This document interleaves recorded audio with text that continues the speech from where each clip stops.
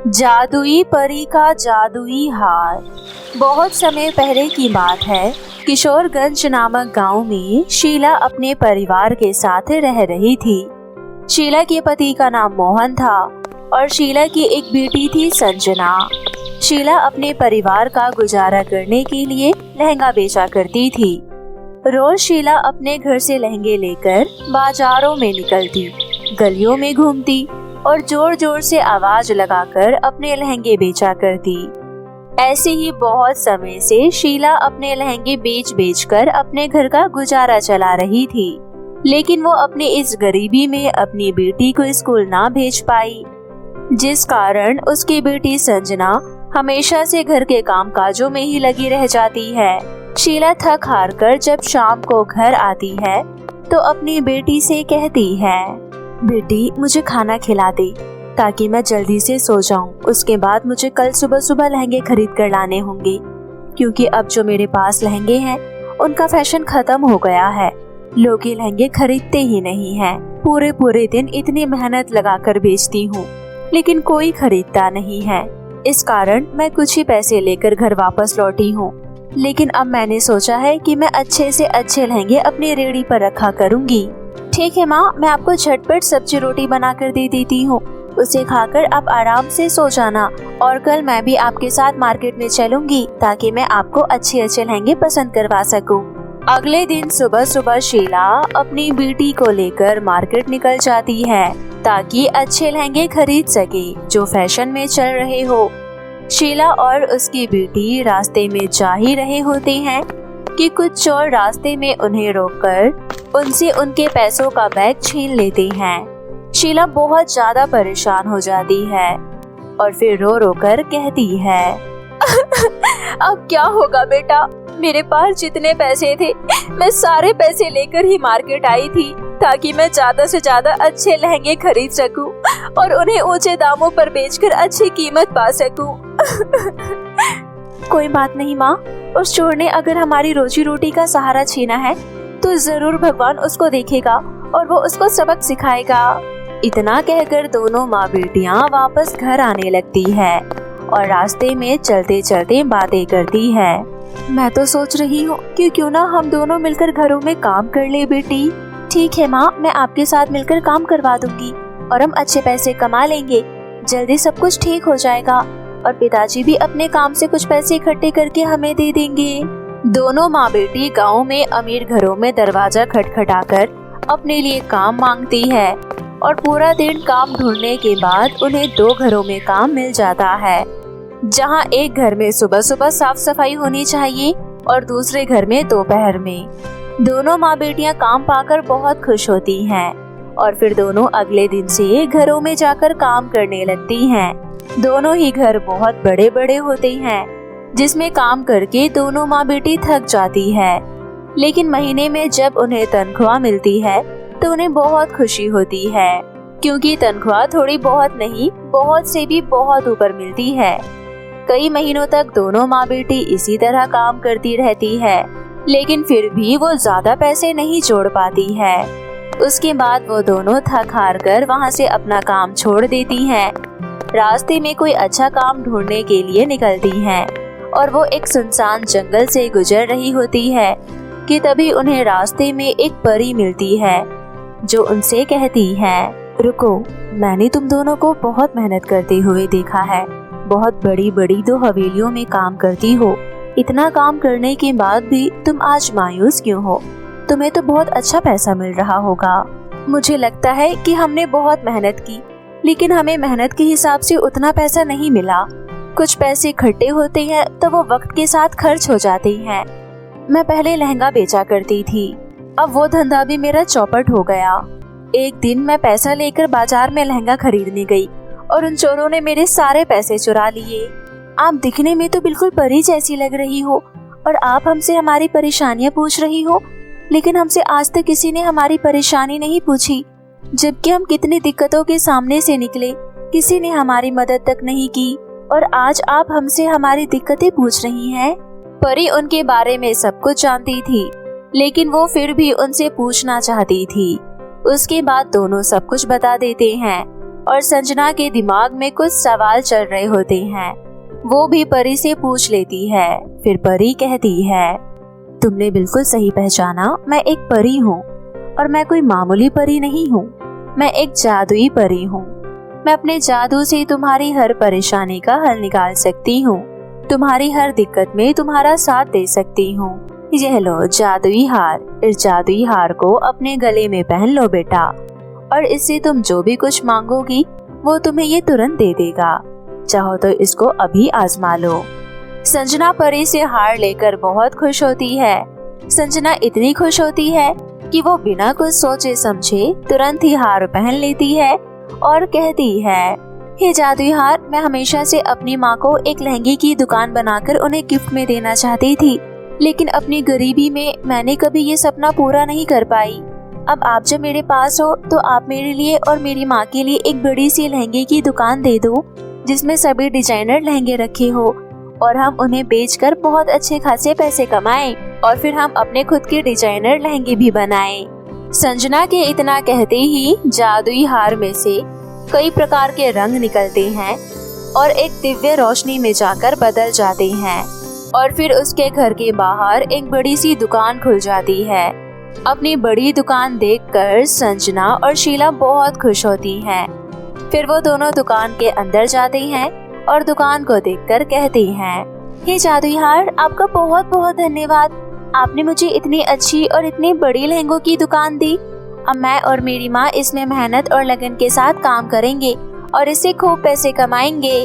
अगले दिन से संजना और शीला लहंगे की दुकान में बैठकर खूब अच्छे तरीके से कस्टमर को लहंगा दिखाती है, और उनके लहंगे देखकर सभी लोग उनका लहंगा लेना पसंद करते हैं। फिर इस तरह संजना की दुकान बहुत फेमस हो जाती है। फिर कुछ दिनों बाद शहर से संजना के पास एक कॉल आता है।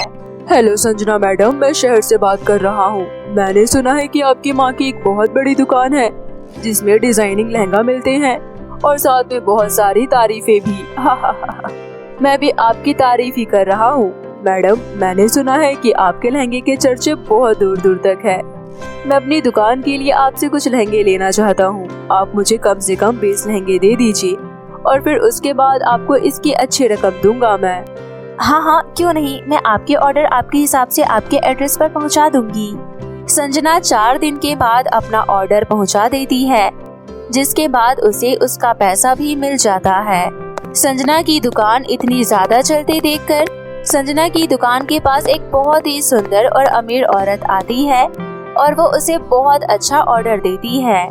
मैंने सुना है तुम्हारी दुकान बहुत तेजी से चलती है और तुम्हारे ऑर्डर भी बहुत अच्छे होते हैं। मुझे तुम्हारे सारे डिजाइनर लहंगे बहुत पसंद है। मैं चाहती हूँ कि तुम मुझे 50 लहंगे बना कर दो, जिसका मैं तुम्हें अच्छे खासे पैसा दूंगी। संजना अपना जादुई हार पहनती है और फिर उससे कहती है, हे जादुई हार, आपके दिए हुए सारे लहंगे अब बिक गए हैं। आप मुझे 50 लहंगे अच्छे अच्छे डिजाइन वाले दे दो। संजना के इतना कहते ही जादुई हार में से एक दिव्य रोशनी निकलती है और संजना की दुकान में लहंगों की भीड़ लग जाती है। यह देखकर संजना बहुत खुश होती है और फिर उस औरत के ऑर्डर को पूरा कर देती है, और ऐसे ही वो रोजाना अपने दुकान पर काम करती रहती है। ऐसे ही धीरे धीरे संजना के पास खूब पैसा आ जाता है। अब वो एक बहुत बड़ी मालकिन बन जाती है, और वहीं दूसरी तरफ संजना की माँ शीला हंसी खुशी रहने लगती है। संजना की अच्छी दुकान चलता देखकर संजना के पड़ोसी उससे जलने लगते हैं, और एक सुनहरा मौका देखकर उसके पड़ोस में रहने वाली रजनी आंटी उसकी दुकान खाली देखकर उसमें घुस जाती है और उस दुकान में आग लगा देती है, और आग लगाने के बाद वहाँ से हंसती हुई चली जाती है। बहुत दिनों से मैं इसकी दुकान ऐसे ही चलते हुए देख रही हूँ। अब आएगा मजा, जब सारे लहंगे खराब हो जाएंगे और दुकान जलकर राख हो जाएगी। फिर देखती हूँ ये कैसे इतने लहंगे बेचेगी। रजनी ये काम करके बहुत खुश थी, लेकिन रजनी इस बात से बेखबर थी कि संजना के पास एक जादुई हार है और वो अपने जादुई हार से अपनी दुकान को वापस भी पा सकती है। अगले दिन जब संजना अपनी दुकान पर आती है तो वो अपनी दुकान जली हुई देखकर बहुत ज्यादा क्रोधित होती है और गुस्से से लाल हो जाती है। लेकिन फिर उसे याद आता है कि उसके पास एक जादुई हार है और वो उस हार से सब कुछ कर सकती है। तभी संजना कहती है, हे जादुई हार, किसी ने दुश्मनी में आकर मेरी दुकान को जला दिया।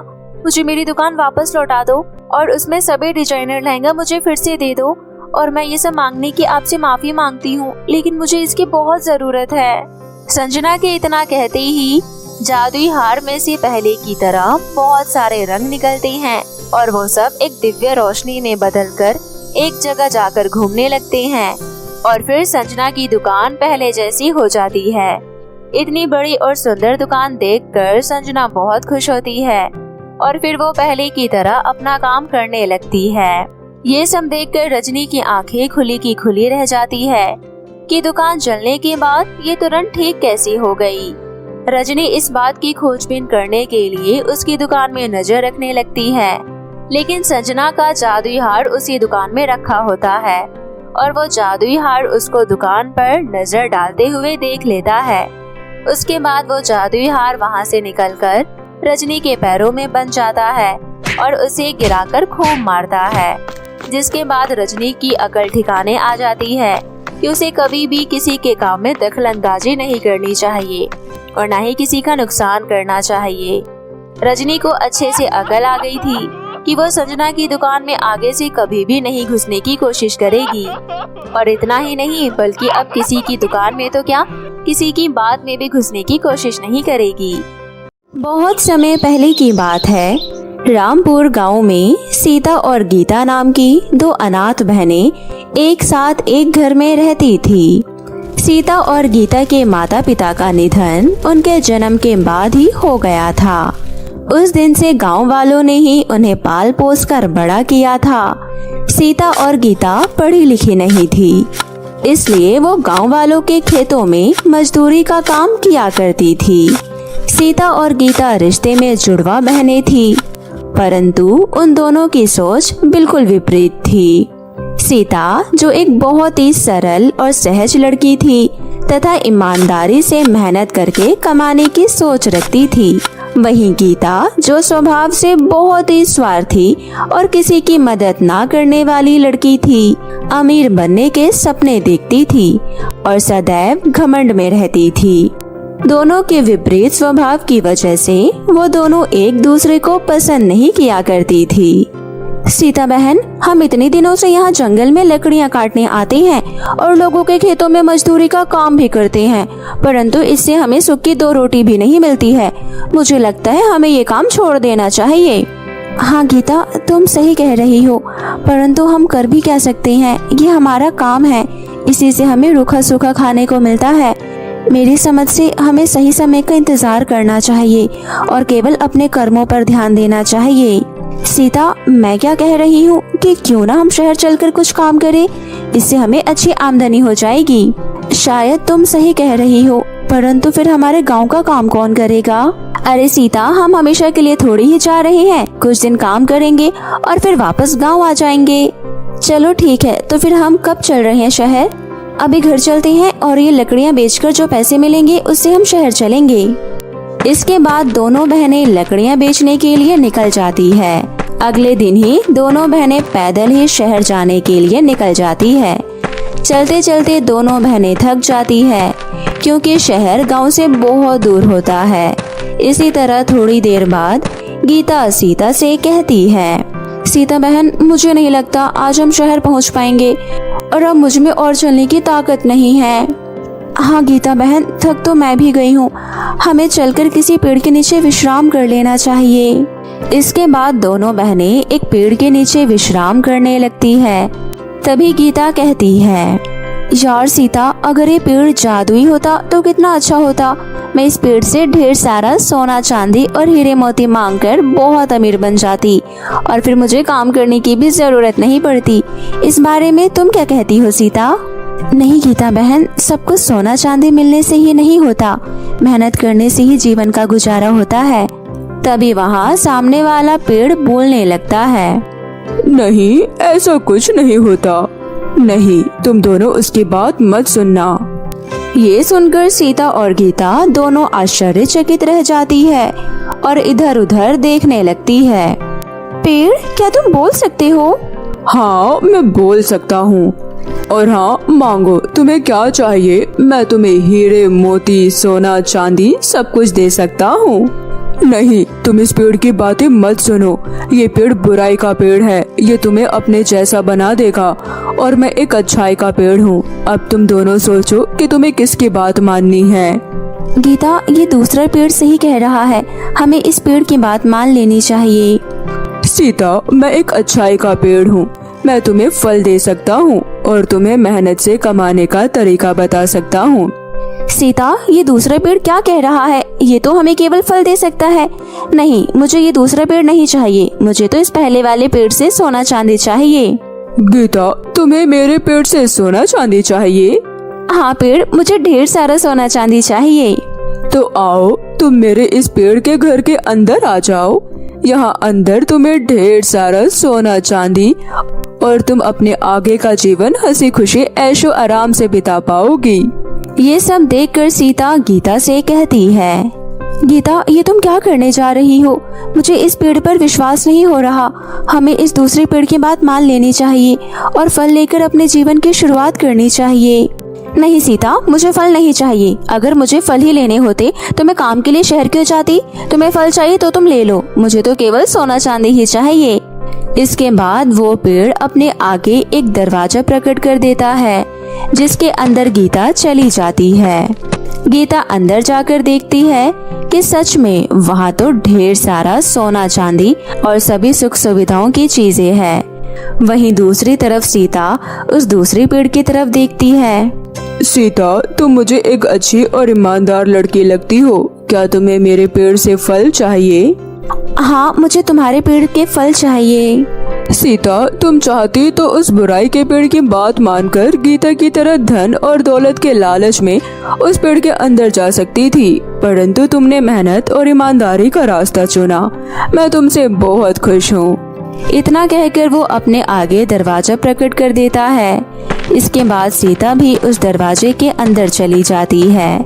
अंदर जाकर सीता देखती है कि वहाँ ढेर सारे आम के फल रखे हुए हैं। सीता, तुम इसमें से एक फल ले जा सकती हो और उसको अपने आंगन में लगा देना। ऐसा करने से तुम्हारे जीवन की सभी तकलीफें दूर हो जाएंगी और तुम अपने आगे का जीवन हंसी खुशी से बिता सकोगी। सीता ऐसा ही करती है और एक आम का फल लेकर उस पेड़ के घर से बाहर आ जाती है। दूसरी तरफ लालची गीता धन और दौलत के लालच में उसी पेड़ के घर में रहती है और उस पेड़ के घर से कहकर ऐशो आराम की जिंदगी जीती है। घर जाकर सीता वो आम का फल अपने आंगन में लगा देती है और उसकी सेवा करती है। देखते ही देखते वो आम का पेड़ बहुत बड़ा हो जाता है और सीता को ढेर सारे आम के फल देता है। सीता उन फलों को बेचकर बहुत अमीर हो जाती है। वहीं दूसरी तरफ गीता उस घर में रो रही होती है, क्योंकि जब खाते पीते उसका मन भर जाता है तो वो बाहर की दुनिया देखने के लिए दरवाजा खोलने की कोशिश करती है, परंतु वो दरवाजा नहीं खुलता। तभी एक दिन अपनी बहन को याद करते हुए सीता उस पेड़ के पास जाती है। हे जादुई पेड़, मुझे अपनी बहन से मिलना है। कृपया अपना दरवाजा खोलकर उसे बाहर भेज दीजिए। नहीं सीता, ऐसा नहीं हो सकता। जो एक बार मेरे घर में आ जाता है वो कभी वापस बाहर नहीं जाता, इसलिए मैं तुम्हारी बहन गीता को कभी आजाद नहीं करूँगा। ऐसा नहीं हो सकता पेड़, कृपया मेरी बहन को छोड़ दीजिए। मैं आपसे हाथ जोड़ती हूँ, विनती करती हूँ, मेरी बहन को आजाद कर दीजिए। सीता, तुम्हारी कोशिश बेकार है। ये बुरा पेड़ बहुत खराब है। इसने आज तक कई लड़कियों को अपने जाल में फंसाया है और उन्हें अंदर बंद कर लिया है। अगर अब तुम्हें अपनी बहन को छुड़ाना है तो इसके लिए तुम्हें इस पेड़ को अपनी सारी धन दौलत देनी होगी और पहले की तरह ही गरीब हो जाना होगा। हाँ पेड़, मुझे तुम्हारी हर एक शर्त मंजूर है। बस तुम मेरी बहन गीता को आजाद कर दो। हम दोनों रूखी सूखी खाकर ही गुजारा कर लेंगे। सीता के ऐसा बोलते ही वो पेड़ गीता को आजाद कर देता है। सीता और गीता दोनों पहले की तरह गरीब हो जाते हैं। गीता अपनी बहन सीता को सामने खड़ा देख बहुत खुश होती है और उसको गले से लगा लेती है। मुझे माफ कर दो मेरी सीता बहन। अब मुझे समझ आ गया है कि सब कुछ धन दौलत नहीं होता। मैं अंदर बंद रहकर पक गई थी। आज मुझे आज़ादी का अर्थ समझ आया। अब हम दोनों बहनें तो मजदूरी कर ही लेंगे, परंतु मुझे इस बुराई के पेड़ के घर के अंदर नहीं जाना। सीता अपनी बहन को रोता हुआ देख उसे माफ कर देती है और दोनों बहनें हंसी खुशी वहाँ से चली जाती है। तभी घर पहुंचकर सीता देखती है कि उसका जादुई आम का पेड़ अभी भी वहीं पर ही है, केवल उसका घर और धन दौलत ही गया है। ये देखकर सीता बहुत खुश होती है और उस दिन के बाद दोनों बहनें उस आम के पेड़ के आम बेचकर अपना गुजारा करती है और एक साथ हंसी खुशी से रहने लगती है।